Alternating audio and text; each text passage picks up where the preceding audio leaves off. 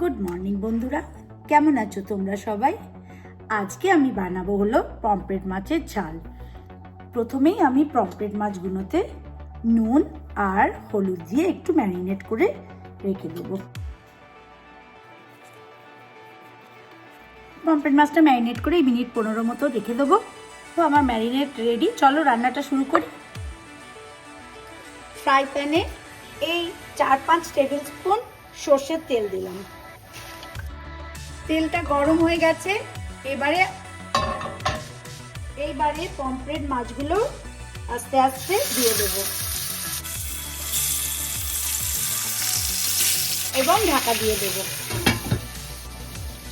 মাছটা দেখি একটা পিস হলো কিনা। হ্যাঁ, একদম হয়ে গেছে। মাছটাকে উল্টে দেবো।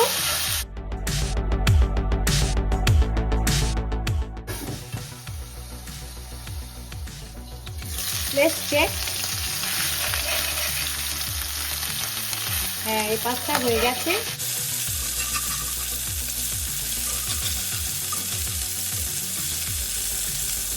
মাছগুলো দেখো একদম গোল্ডেন হয়ে গেছে। তো মাছগুলো এবার তুলে নেব।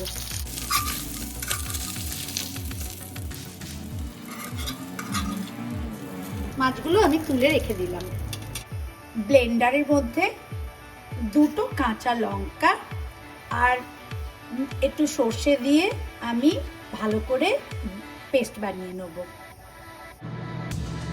আমার সর্ষে আর কাঁচা লঙ্কা বাটা রেডি। এবারে কড়াতে আমি তেলের মধ্যে 2/4 টিস্পুন মতো কালো জিরে দিলাম। এবারে একটু সিম করে দিয়ে সে আর কাঁচা লঙ্কা বাটা করেছি সেটাকে আস্তে আস্তে দিয়ে দেবো। একটু জল দেবো এবং এর মধ্যে 1.5 টিস্পুন মতো সল্ট দিলাম, 1 টিস্পুন মতো টারমারিক দিলাম, পিঞ্চ অফ একটু গ্রিন চিলি পাউডার দিলাম। ভালো করে নেড়ে দিয়ে মশলাটা একটু ফুটতে দেবো। চলো এবার চেক করে দেখি। দেখো খুব সুন্দর ফুটছে। এইবারে এর মধ্যে পমফ্রেট মাছগুলো আস্তে আস্তে দিয়ে দেবো।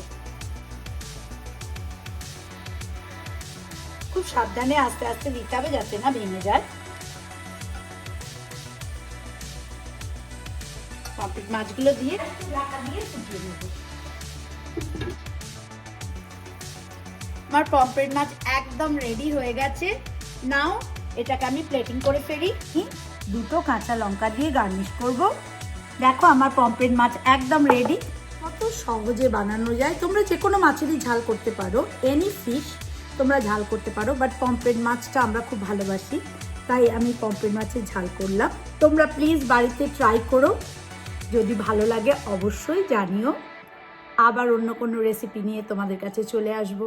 ততক্ষণের জন্য তোমরা সবাই ভালো থেকো। Bye for now.